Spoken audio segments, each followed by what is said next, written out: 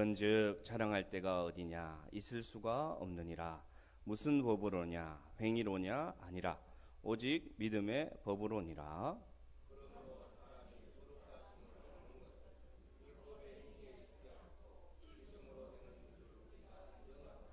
하나님은 다만 유대인의 하나님이시냐 또한 이방인의 하나님은 아니시냐. 진실로 이방인의 하나님도 되시느니라.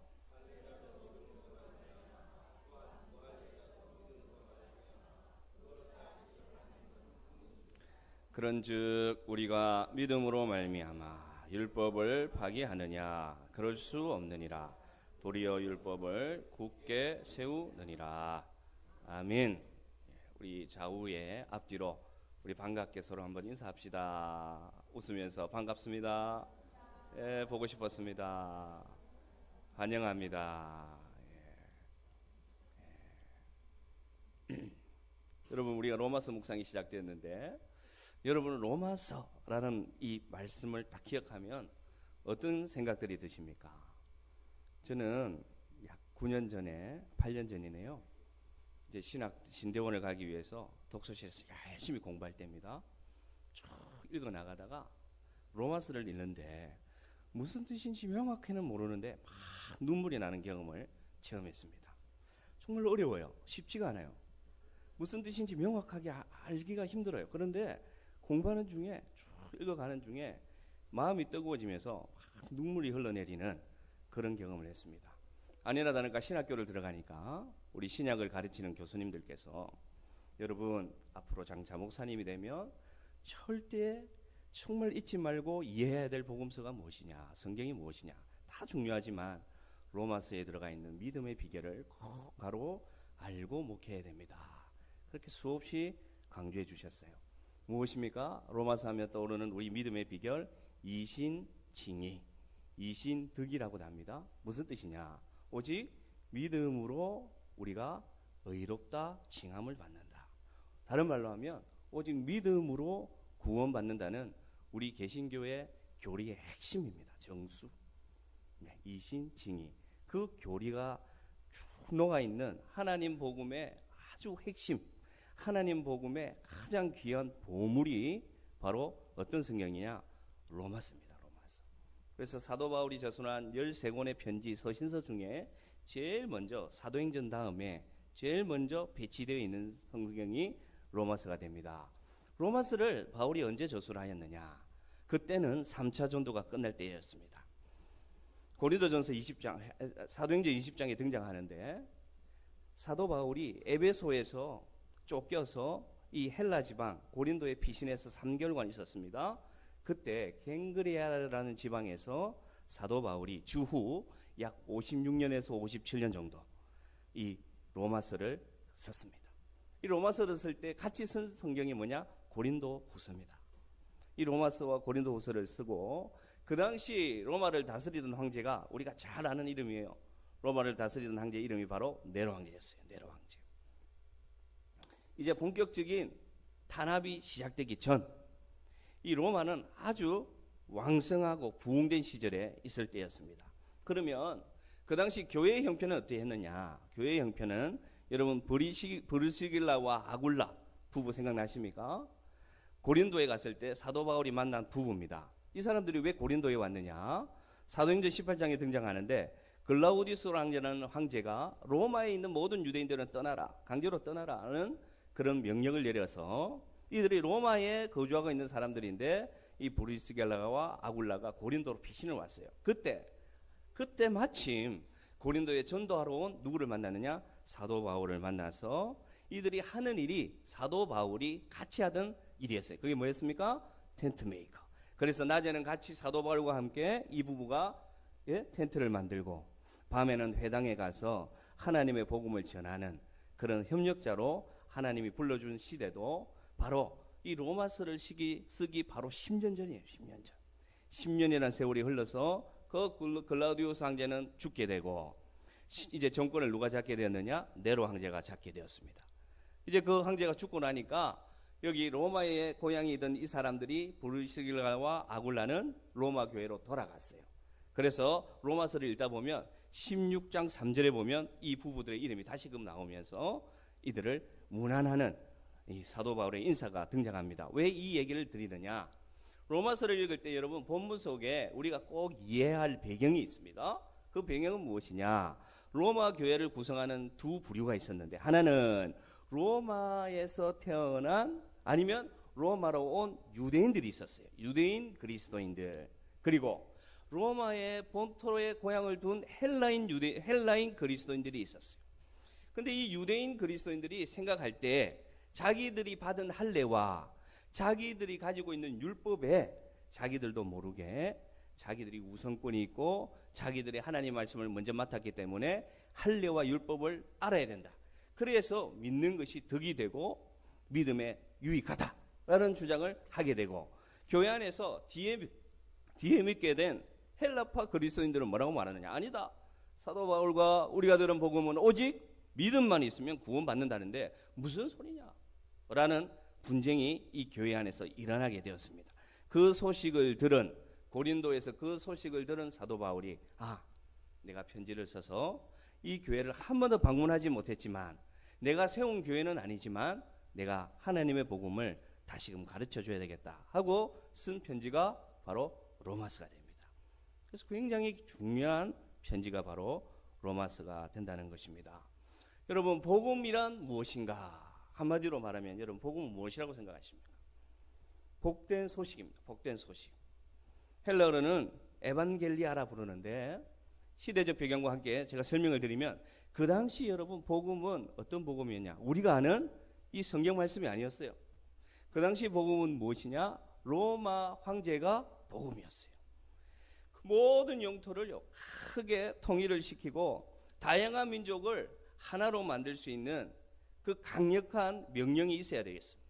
그래서 이들이 고안한 게 무엇이냐? 황제가 곧 신이라는 것을 고안하게 됩니다. 그래서 황제의 말이 곧 복음이 되는 것이었어요. 그래서 그 당시 상식은 무엇이냐? 복음이라면, 지금은 우리가 하나님의 복음이라고 생각하는데 그 당시 복음 이렇게 말하면, 그 단어를 말하면 사람들이 다 떠올리는 게 누구를 떠올렸다고요? 황제를 떠올렸습니다. 그래서 여러분, 이 복음이 황제인 시대에 아니다, 그것이 구원을 주는 복음이 아니라, 그것을 여러분의 인생을 잘 사게 하는 복음이 아니라, 번영과 평화를 주는 복음이 아니라 누가 복음이라고요? 예수 그리스도가 참 복음이라는 것을 사도 바울이 오늘 가르쳐 주는데, 그래서 여러분 성경을 읽어보면 로마서에 복음이라 말할 때마다 사도 바울이 한 단어를 앞에 붙입니다. 뭐라고 붙이느냐? 하나님의 복음이라고 붙이는 거예요. 그래서 성경에 보면 그냥 복음이라 말하지 않고 하나님의 복음이라는 것을 붙이고 있습니다. 우리 로마서 1장 16절 17절에 보면 사도 바울이 복음을 정해 주고 있습니다. 로마서 1장 16절 17절 같이 우리 화면을 보면서 읽겠습니다. 시작. 내가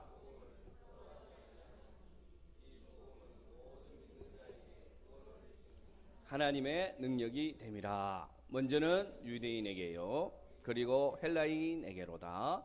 복음에는 하나님의 한 의가 나타나서 믿음에 이르게 하나니, 기록된 바 오직 의인은 믿음으로 말미암아 살리라 함과 같으니라. 아멘. 저 복음을 선포합니다. 모든 믿는 자에게 구원을 주시는 하나님의 능력이 뭐라고요? 복음입니다. 복음. 오직 의인은 믿음으로 말미암아 살리라. 저게 바로 여러분 복음이고요. 저 복음을 다른 말로 하면 예수 그리스도라고 하면 됩니다. 예수 그리스도. 저 선포를 한 후에, 오늘 본문 전에 어떤 일이 있었느냐? 저 선포를 한 후에 사도 바울이 불법을 행하는 자들에게, 그리고 남을 판단하고 그 당시에 도덕을 강조하는 도덕론자들에게, 그 당시에 많이 배운 플라톤 철학을 하는 그 철학을 하는 사람들에게 자신들의 현실을 돌아보라고 얘기합니다. 너희들이 과연 의롭느냐? 너희들이 과연 선하냐? 너희들이 과연 죄가 없느냐? 하면서 계속해서 복음 없는 사람들에게 자신을 돌아보라고 말한 때에 3장 10절부터 뭐라고 말하느냐? 기록된 바, 이 선포를 합니다. 아주 중요한 선포입니다. 의인은 없나니 하나도 없으며 깨닫는 자도 없고 하나님을 찾는 자도 없고 다 치우쳐서 함께 무익하고 선을 행하는 자도 없나니 하나도 없도다 하면서 그 시대 사람들에게 사도 바울이 그렇게 딱 선포합니다. 그러면서 그들의 목구멍은 열린 무덤과 같고 그들의 입술에는 독이 가득하고 그 입에는 저주와 악독이 가득하여서 파멸과 고생의 길을 매일매일 걸을 수밖에 없는 저주에 빠진 모든 이 만물이 뭐라고요? 바로 인간이다 라면서 복음이 선포하고 복음이 없는 사람들의 상태를 사도 바울이 정확하게 진단합니다. 그렇다면 로마 교회에 있던 그 유대인들이 주장하는 율법은 완전한가? 율법은 물론 완전합니다. 그러나 율법의 행위를 완전히 지킬 때 의로울 수가 있는데 너희들이 율법을 안다고 하면서 도리어 율법을 범하고 있지는 않느냐? 너희들이 입술로는 율법을 안다 말하고 매일매일 달달달 율법을 외우지만 너희들이 그 율법의 정신에 있는 하나님의 의는 지키고 사느냐 지적하면서 율법은 죄를 깨닫게 하는 것이지 율법의 행위로 너희들은 구원받을 수 없다는 상황을 선포합니다. 그러므로 이 성경을 읽는 사람들이 그 지점에 이르게 되면 무엇을 느끼게 되느냐? 우리는 정말 비참하구나. 우리는 정말 암울한 시대를 살고 있구나 라는 자각을 하게 만듭니다. 사도 바울이. 성경은 그것을 여러분 그 상황을 하나님 없는 믿음 없는 상황을 뭐라 부르느냐? 흑암이라고 표현합니다. 흑암.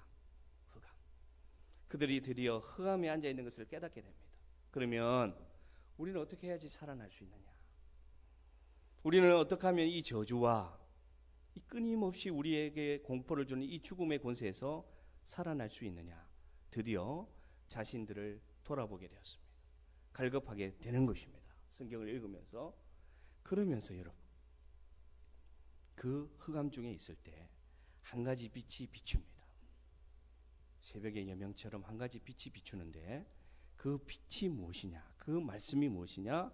여러분이 읽은 3장 21절 말씀입니다. 굉장히 중요한 말씀입니다. 한번 같이 보겠습니다. 같이 읽겠습니다. 시작.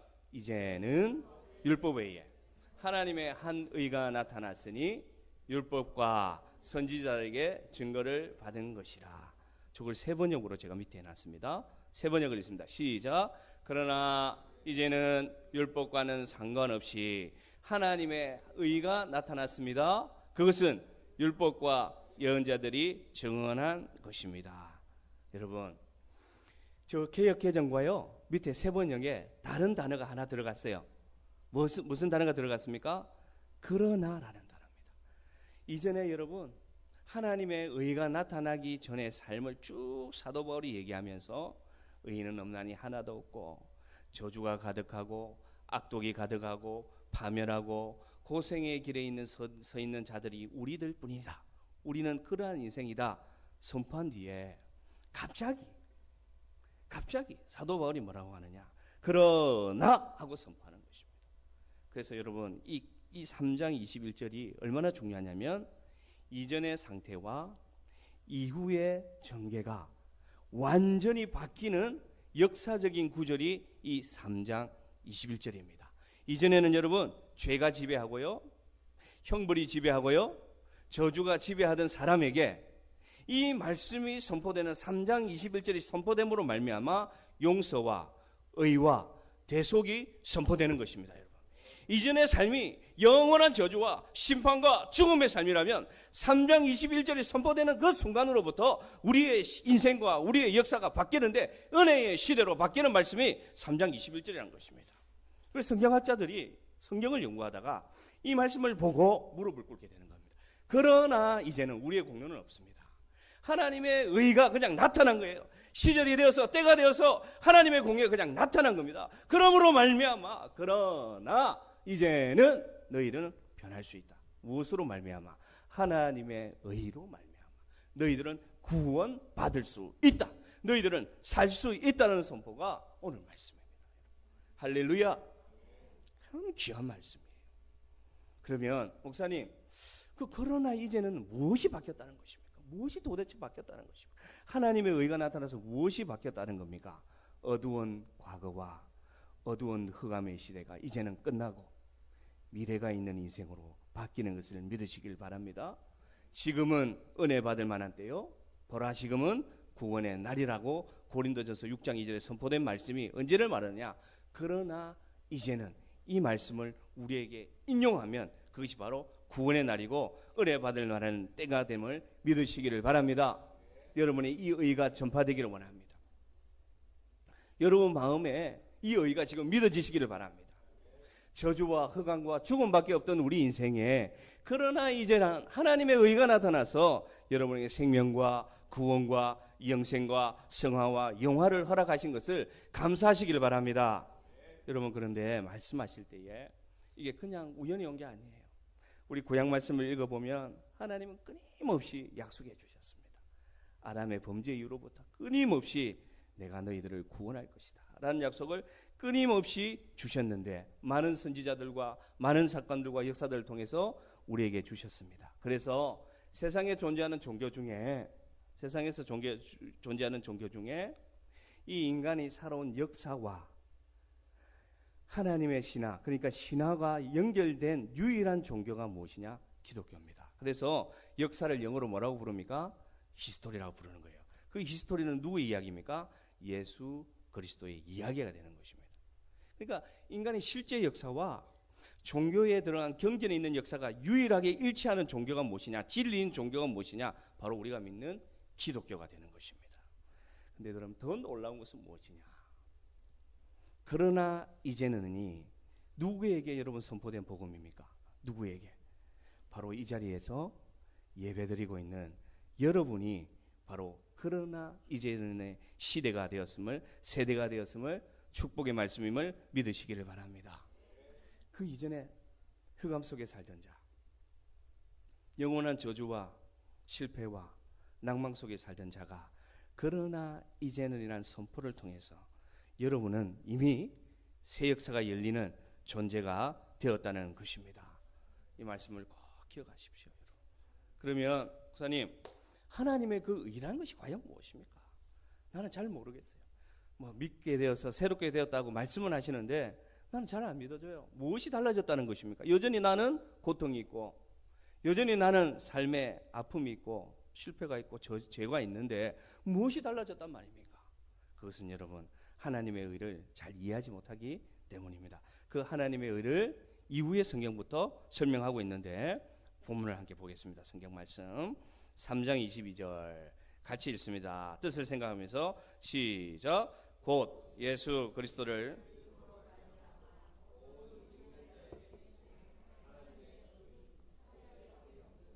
하나님의 의를 설명하는 겁니다. 잘 보십시오. 저기 딱 설명이 되어 있어요. 예수 그리스도를 믿음으로 말미암아 누구에게 미친다고 하야 되겠습니까? 모든 믿는 자에게 미치는 하나님의 의다. 그러면 하나님의 의는 무엇이냐?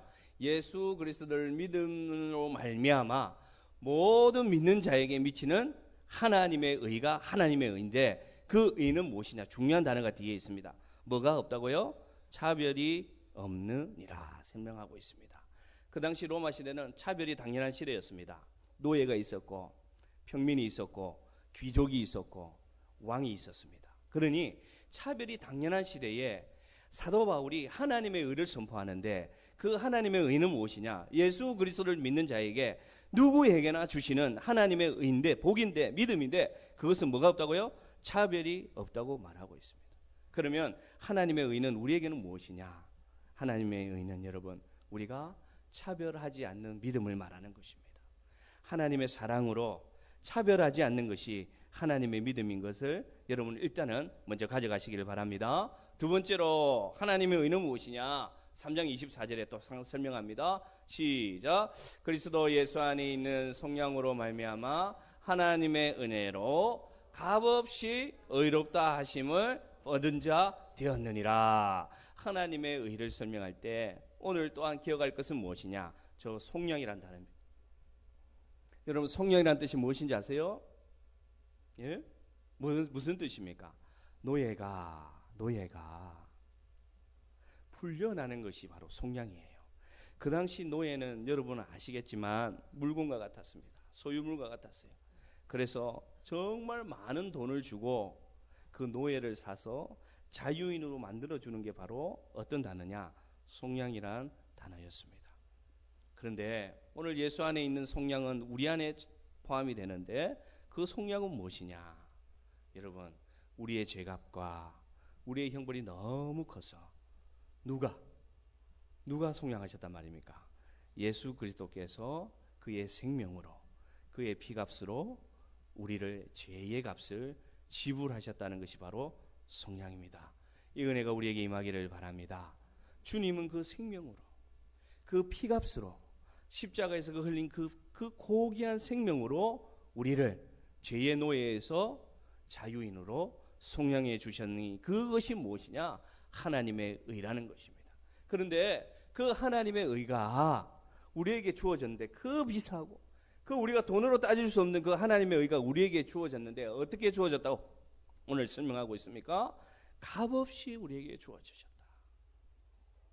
우리에게 어떤 금전적 요구나 우리에게 어떤 행위를 요구하신 것이 아니라 하나님은 그 속량을, 그 죽음에서 우리를 건지시는 그 은혜를 값없이 우리에게 주셨다는 것입니다. 저기서 값없이라는 단어를 오늘 우리가 기억해야 됩니다. 앞에는 차별이 없는 것이 하나님의 의라 했고, 두 번째 우리가 기억할 것은 그 은혜가 우리에게 어떻게 주어졌다고요? 값없이 주어졌다는 것이죠. 선물로 주어졌다는 것입니다. 물질적 가치가 지배하는 이 세상입니다. 물질이 지배하는 이 세상 속에 하나님의 의는 무엇이라고 말하느냐? 너희들은 값없이 받았다고 오늘 우리에게 말하고 있습니다. 가장 고귀한 것인데, 절대 값으로 따질 수 없는 것인데, 그것을 역설적이게도 우리에게 어떻게 주셨다고? 값없이 주셨다고 오늘 말씀하고 있습니다. 여러분, 이 의를, 이 믿음을 받았음을 하나님께 감사하시길 바랍니다. 하나님의 의는 차별이 없는 의고, 하나님의 의는 값없이 주시는 하나님의 은혜임을 여러분 받으시기를 바랍니다. 세 번째로 하나님의 의는 무엇인지 오늘 본문에서 설명하고 있습니다. 25절 힘을 내서 같이 읽습니다. 시작. 이 예수를 하나님이 그의 피로서 믿음으로 말미암는 화목 제물로 세우셨으니 이는 하나님께서 길이 참으시는 중에 전에 지은 죄를 간과하심으로 자기의 의로우심을 나타내려 하심이니. 아멘. 하나님의 의의 세 번째 의미는 무엇이냐? 그의 피로서 자신의 독생자 예수를 무엇으로 오늘 세웠다고 말합니까? 화목제물로 세우셨다는 의미입니다. 여러분, 저기 화목제물은 무엇이에요? 하나님 앞에 제사 드릴 때 가지고 온 뭡니까? 짐승입니다. 달리 말하면 하나님이 주신 그 독생자 예수를 하나님은 짐승처럼 여기셨다는 거예요. 자기의 하나밖에 없는 아들을 짐승처럼 여겨서 그 십자가의 고통 가운데서도 어떻게 하셨다? 간과하셨다. 그리고 길이 참으셨다고 설명하고 있습니다. 여러분, 우리에게도 자녀가 있습니다. 우리에게도 자녀가 있어요. 조금만 아파도 그것을 지켜보는 부모의 마음은 어떻습니까? 속이 다 들어갑니다. 근데 하나님은요, 그 사랑하는 독생자 예수 그리스도가 십자가에서 그 고통 중에 아무 죄도 없는 그분이 우리를 위하여 죽어가실 때 어떻게 하셨느냐?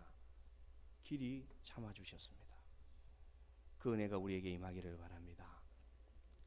하나님의 의는요, 우리가 받아야 될 내버려 두심이란 그 죄, 우리가 받아야 될 그 형벌을 그 아들 예수 그리스도께서 십자가에서 받는데 그것을 끝까지 참으시면서 기다려주신 그 은혜로 말미암아 받은 것이 우리의 의가 되었습니다. 이 화목제물은 속죄제물이 되어 주신 거예요. 그 용서의 가치가 얼마나 큰지 우리에게 오늘 가르쳐주고 있습니다. 우리가 무엇인데, 우리는 아직 여전히 죄악 중에 있었는데, 우리는 여전히 세상을 따라가고 있었는데, 하나님은 우리를 사랑하셔서 우리가 아직도 하나님의 이름을 부르기도 전에 그 사랑하는 아들을 십자가에서 그 고통 중에 내버려 두심으로 말미암아 그 아들의 피로, 그 정결한 피로 우리는 구원받는 하나님의 믿음을 받게 되었다는 것입니다. 이 하나님의 의는 우리에게 주시는 의미가 무엇이냐? 희생의 의미를 주고 있다는 것입니다. 그러면 하나님의 의는 첫 번째로 차별이 없는 의였어요. 하나님의 의는 무엇이었습니까? 값없이 주는 의였습니다. 하나님의 의는 희생을 통해서 우리에게 주신 의였습니다. 그러면 우리는 하나님의 의를 이해할 수가 있습니다. 우리가 믿는 이 믿음은 무엇인가를 이제는 이해할 수가 있습니다. 우리는 이 믿음이 어떤 믿음이냐? 차별이 없는 믿음임을 믿으시기를 바랍니다. 값없이 받은 믿음임을 이해하시기를 바랍니다.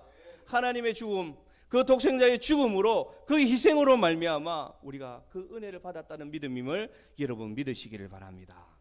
그러면 믿는 자에게 주시는 하나님의 의는 무엇이냐? 차별하지 않는 것이고요, 값없이 받은 은혜를 나누어 주는 것이고요, 희생하는 것임을 우리가 알 수가 있습니다. 그래서 사도 바울이 오늘 본문의 결론적인 말씀으로 27절을 얘기하고 있습니다. 27절, 우리가 어떤 믿음을 가져야 되는지 가르치고 있습니다. 27절 읽겠습니다. 그런즉 있을 수 없느니라. 무슨 법으로냐? 행위로냐? 아니라 오직 믿음의 법으로니라. 아멘. 여러분, 우리가 자랑할 것이 있을까요? 우리가 믿는 이 믿음을 우리가 자랑할 것이 없어요. 우리는 값없이 받았습니다. 우리는 그 독생자 예수 그리스도의 그 피값으로 우리는 받았습니다. 하나님은 차별 없이 우리에게 이 은혜를 주셨는데 우리는 거저 받은 자인데 우리가 무슨 우리의 믿음을 자랑할 것이 있다는 말입니까? 하나님의 의는 신실하셨습니다. 그 신실하신 계획이 누구에게 연결되었느냐? 예수 그리스도로 연결되어서 우리 예수님은 성실하셨습니다. 순종하셨습니다. 그 고통 속에서도 끝까지 인내하셨습니다. 그러면 하나님의 신실하심이 예수 그리스도의 십자가 순종으로 연결되었고 그 십자가의 순종으로 말미암아 우리에게 연결된 이 믿음은 우리는 어떻게 간직해야 되겠습니까, 여러분? 우리는 이 믿음을 어떻게 가지고 살아가야 되겠어요? 이 세상을 우리가 꼭 기억해야 됩니다. 우리가 단순히 믿는다, 나는 믿으니까 괜찮아, 나는 구원받았으니까 나는 너무나 행복해, 이렇게 선포하며 살아가는 것이 우리의 자세일까? 저는 그게 아니라고 생각합니다. 그 자세가 도리어 사회로부터 우리 기독교와 우리 교회를 욕을 듣고 등을 돌리게 하는 그런 일을 범했다고 저는 생각합니다. 우리는 어떻게 살아야 되느냐? 우리가 받은 이 믿음을 우리는 그러면 어떻게 실천하고 살아야 되느냐? 하나님이 힌트를 주세요. 어디 있느냐? 29절, 30절, 31절. 자, 읽습니다. 시작. 하나님은 다만 유대인의 하나님이시냐? 진실로 이방인의 하나님도 되시느니라. 할례자도 믿음으로 말미암아, 또한 무할례자도 믿음으로 말미암아 의롭다 하실 하나님은 한 분이시니라. 그런즉 우리가 믿음으로 말미암아 율법을 파기하느냐? 그럴 수 없느니라. 도리어 율법을 굳게 세우느니라. 여러분, 저 본문에 보면 하나님은 다만 유대인의 하나님이 또 아니시고 누구의 하나님이라고는 설명하고 있습니까? 이방인의 하나님도 되십니다. 또한 밑에도 보십시오. 할례자의 하나님뿐만 아니라 하나님은 무할례자도 믿음으로 말미암으면 의롭다 하실 하나님이라고 설명합니다. 왜 저 말씀에 들어가 있느냐? 오늘 우리에게 적용하라는 것입니다. 오늘 우리를 돌아보라는 것입니다. 다시 말씀드리지만 오늘날 우리 그리스도인들이 우리도 모르게 그 당시 로마 교회처럼 우리는 율법을 받은 자다, 우리는 믿은 자다, 우리는 믿음 받은 자야, 그래서 우리는 좋아, 우리는 앞서서, 우리는 천국이 있어 자랑하는 존재가 되었다는 것입니다. 사도 바울이 말하는 이 로마 교회에 없애야 될 특권 의식을 우리는 가지고 있다는 것입니다. 나는 직분을 받았어. 내가 얼마나 많이 헌금했는데, 내가 얼마나 교회를 섬겼고, 내가 얼마나 오랫동안 믿고 기도했는데, 그러니 나는 얼마나 복된 존재인데 라고 우리도 모르게 자기 중심성을 가지고 자기 교만을 부리면서 교회에서 살아가고 신앙하고 세상에 나가서는 자랑하고 살아가는 거예요. 그러니 오늘 말씀하시는 사도 바울이 말씀하시는 진실로 이방인의 하나님도 된다는 생각은 잊어버리고 하나님은 나만의 하나님이다, 하나님은 나만의 하나님이다라는 개인화된 믿음으로 세상 속에서 빛과 소금으로 살아가지 못하고 있음을 오늘 우리 자신을 돌아보게 합니다. 우리는 왜 이렇게 되었을까요? 우리는 왜 이 믿음이 변질되었을까요? 그것은 무엇이냐? 우리가 믿는다고 말할 때 머리로만 하나님을 이해하고 있기 때문입니다. 지식으로만 하나님을 이해하고 있어요. 들은 설교로만 하나님을 이해하고 있어요. 그래서 이 믿음이 우리 마음으로 오지 않습니다. 우리 마음이 따뜻해지지가 않습니다. 이 복음이 선포되고 하나님의 의가 선포돼도 이 자리에 앉아 있는데 우리 마음이 뜨거워지지가 않습니다. 왜냐? 머리로 알고 있기 때문입니다. 하나님을 머리로만 믿고 있습니다. 하나님을 경험으로만 믿고 있습니다. 나의 지혜로만, 나의 지식으로만 믿고 있으니까 이 복음이 선포돼도 내 마음에 불러오지 않는 거예요. 그러니 당연히 세상에 나가서 내가 어떻게 하나님 믿는 자로서 살아갈 수가 있습니까? 그러니까 나는 구원받았는데 행복하지가 않아요. 나는 목사님이 끊임없이 우리는 복된 존재라고 얘기하는데 내 삶을 보면 행복하지가 않고 복된 존재가 아니에요. 하나님의 의가 선포되었다고, 그러나 이제는 이것으로 우리가 달라졌다고 말하는데 입으로는 아멘이라고 말하지만 나는 믿어지지가 않아요. 왜냐? 머리에 있는 믿음이 우리 가슴으로, 그 다음에 우리의 실천으로, 우리의 행함으로 지금 연결되고 있지 않기 때문입니다. 우리가 유대인이 되었어요. 우리가 로마 교회에 유대인처럼 특권의식을 가지고 있는 사람들이 되었어요. 저 사람 믿지 않으니까 저래 살아. 하나님 믿지 않으니까 저렇게 어리석어. 한심해. 저렇게 살면 지옥 가는데 판단하고 있습니다. 판단하고 있어요. 나는 천국 가는데 교만 부리고 있습니다. 여러분, 믿음은 그런 믿음이 아닙니다. 다시금 말씀드리지만 하나님의 신실이 예수 그리스도의 십자가로 연결된 게 믿음입니다. 여러분, 우리 삶에 십자가가 있을 때 우리는 하나님의 의를 제대로 믿는 그리스도인이 됨을 믿으시기를 바랍니다. 십자가가 무엇입니까? 하나님과 인간의 화목과 화평이었어요. 십자가가 무엇입니까? 이제 수평적으로 세상을 향해서 우리가 화목과 화평과 용서의 사람이 되어야 된다는 것입니다. 그게 우리의 믿음입니다, 여러분. 그래서 차별 없는 믿음이에요. 그래서 값없이 받은 은혜의 믿음입니다.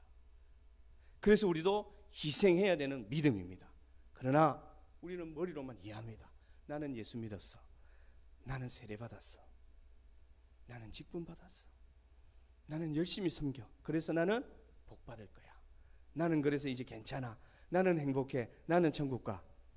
저 사람은 몰라. 그 믿음이 아니에요. 십자가의 믿음에 우리에게 자리 잡기를 간절히 바랍니다. 예배를 잘 드리고 기도를 잘하고 헌금을 잘해서 하나님께 영광이 되는 믿음이 아니라, 잘 들으십시오, 우리가 그 신실하심대로 하나님의 그 십자가를 붙들고 우리 마음으로 하나님의 사랑을 실천하고 믿음으로 살 때 그 동기로 주님 앞에 나와 헌금하고 그 마음으로 기도하고 그 마음으로 예배드릴 때 우리는 하나님께 인정받는 자가 됨을 믿으시기를 바랍니다.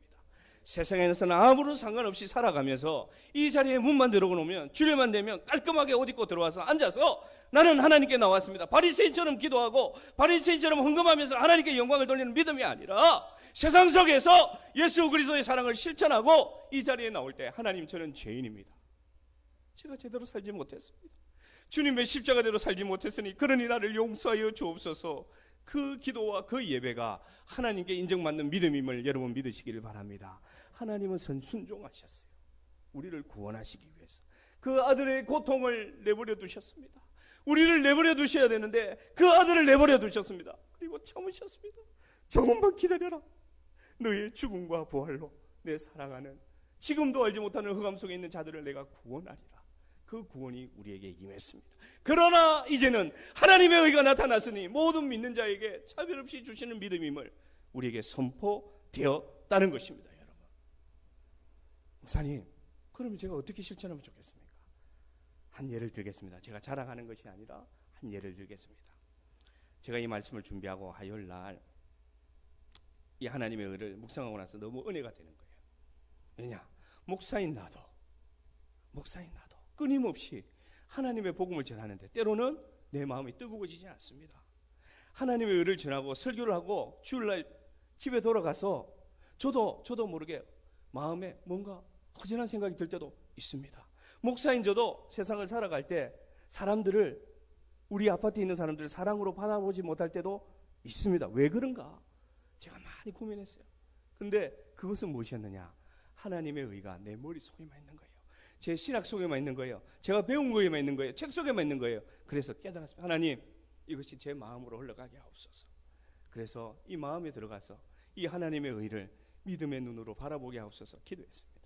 그리고 배가 고파서 우리 동네에 보면 저기 보면 4,900원 하는 콩나물 국밥집이 있어요. 그래서 그 가게를 가게 되었어요.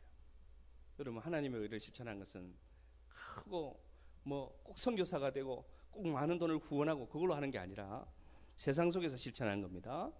갔습니다. 주차장에 차를 대는 차가 한 대밖에 없어요. 근데 제 본거 차에는 서귀포 샘물계란 이름이 붙어져 있지 않습니까? 주인이 밖을 내다봅니다. 손님이 왜 안 오느냐 내다봅니다. 12시 20분이 좀 넘었는데 식당에 들어가니까 손님이 있습니까 없습니까? 아무도 없는 거예요. 그래서 딱 자리에 앉는데 드는 생각이 4,900원짜리 콩나물국밥으로 왔는데 제일 비싼 콩나물국밥을 시켜야 되겠다. 그래서 메뉴판을 봤습니다. 그러니까 한치 콩나물국밥이 있는 거예요. 7,900원. 그래서 시켰습니다. 그리고 기도했습니다. 하나님, 이 가게를 축복하옵소서. 경기가 어려워서 점심시간에 이렇게 설렁합니다. 잘 먹겠습니다. 기도하고 맛있게 남기지 않고 다 먹었습니다. 그게 뭡니까 여러분? 그거 여러분 하나님의 의를 실천하는 겁니다. 여러분 전도지 들고 나가서 예수 믿으세요. 이것도 하나님의 의를 실천하는 것이지만 생활 속에서 실천하는 하나님의 의는 무엇이냐? 어떤 마음으로? 하나님이 나에게 주신 사랑을 내 마음에 간직해서 그분이 예수를 믿든 안 믿든 불교이든 무교이든 어느 종교든 상관없이 나는 하나님의 의를 받았으니까 내가 할 수 있는 만큼만 하나님의 사랑을 실천하는 것, 그것이 이 믿음임을 여러분 믿으시기를 바랍니다. 그렇게 해서 먹고 나오니까 너무 뿌듯한 거예요. 그게 하나님의 의입니다. 여러분, 이제는 교회 안에서 하나님의 의를 실천하지 마시고 사도 바울이 끊임없이 말하는 이 하나님의 의를 세상에서 십자가로 실천하는 저와 여러분 되기를 간절히 바랍니다. 우리 이 시간 찬양하겠습니다.